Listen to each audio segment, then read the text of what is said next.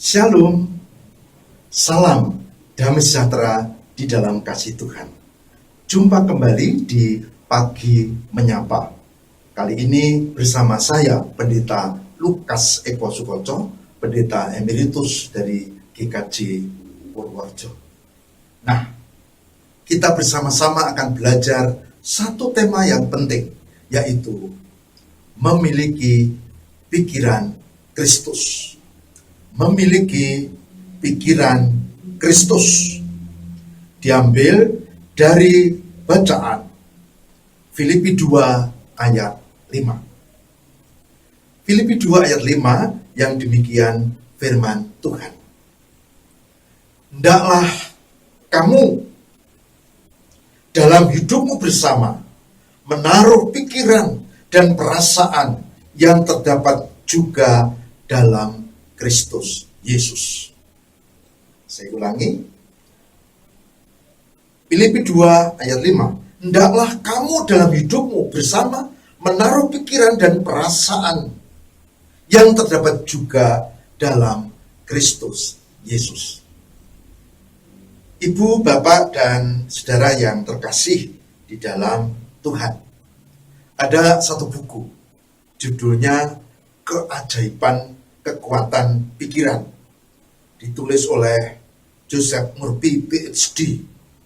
Nah, buku ini berisi kisah-kisah nyata tentang pentingnya mengelola pikiran dan perasaan. Dan paling penting adalah pikiran dan perasaan akan menggerakkan seluruh tubuh kita sehingga memiliki kemampuan yang tidak seperti biasanya. Ada kisah tentang seorang anak yang dia trauma banget dengan anjing. Begitu dia melintas pulang sekolah, nah ternyata ada anjing, wuk, wuk, wuk, wuk, wuk, dan dia kaget. Anjing itu mengejarnya.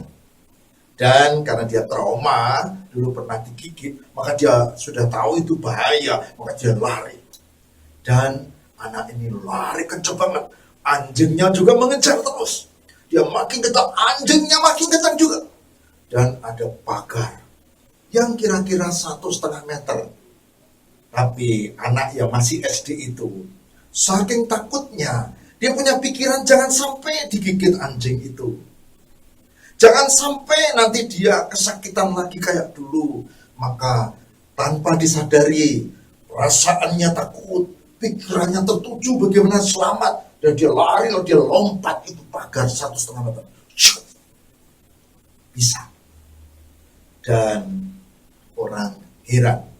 Apalagi setelah melihat rekaman CCTV, bagaimana anak itu bisa melompat.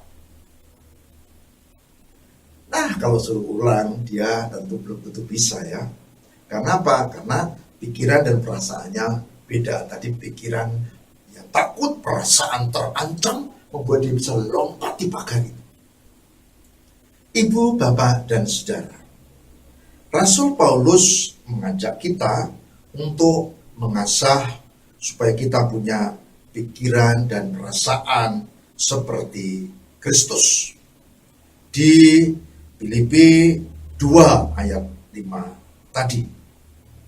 Kalau dalam bahasa Jawa disebutkan ing sajroning anggon padha urip bebarengan, padha kadumuwana pangangen-angen lan pangrasa kang uga tinemu ana ing Sang Kristus.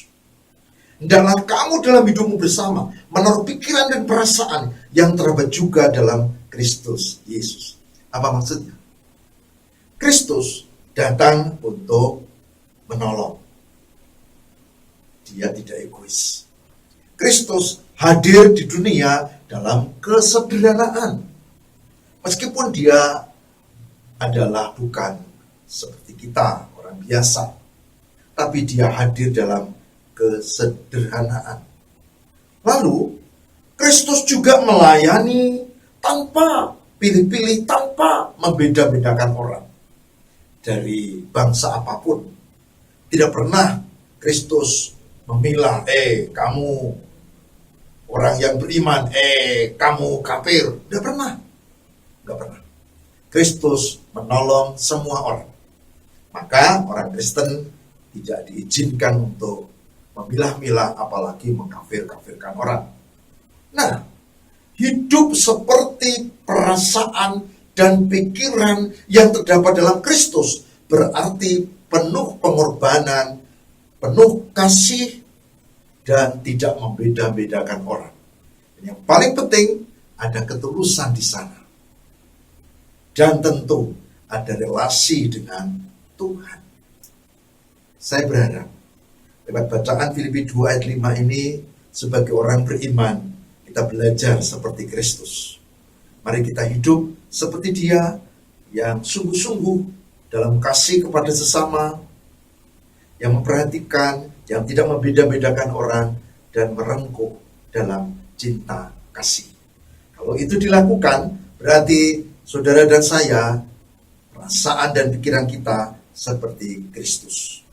Tidak gampang iri kalau ada orang lain yang sukses, tapi kita ikut bersama. Kalau ada yang berduka, kita memiliki empati pada orang yang berduka. Ada satu kisah tentang anak janda di Nain, sebuah desa kecil.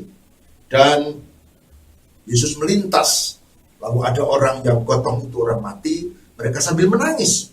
Karena apa? Karena ternyata seorang janda kehilangan anak laki-laki satu-satunya yang menjadi harapan dia, kebanggaan dia. Bahkan generasi penerusnya meninggal dunia. Maka ketika digotong ke kuburan itu, ke pemakaman itu, orang yang hadir ikut menangis. Menangis semua. Dan rombongan Yesus dari arah sebaliknya melihat itu. Lalu dia berhenti. Dia berkata, berhenti dulu. Dan Yesus ikut menangis. Akhir dari kisah ini di Injil Lukas dikisahkan, Yesus berkata pada anak muda yang sudah jadi jenazah itu, dia berkata begini, "Hai anak muda, aku berkata kepadamu, bangkitlah." Dan anak muda itu hidup kembali. Saudara lihat, cinta kasih dan empatinya dan gerakan untuk menolong, pikiran perasaan seperti Kristus adalah peka terhadap orang lain, empati terhadap orang lain. Saya sedang belajar. Mari kita sama-sama belajar, kiranya Roh Kudus menguatkan kita, agar kita dimampukan punya perasaan dan pikiran seperti Kristus. Mari kita berdoa.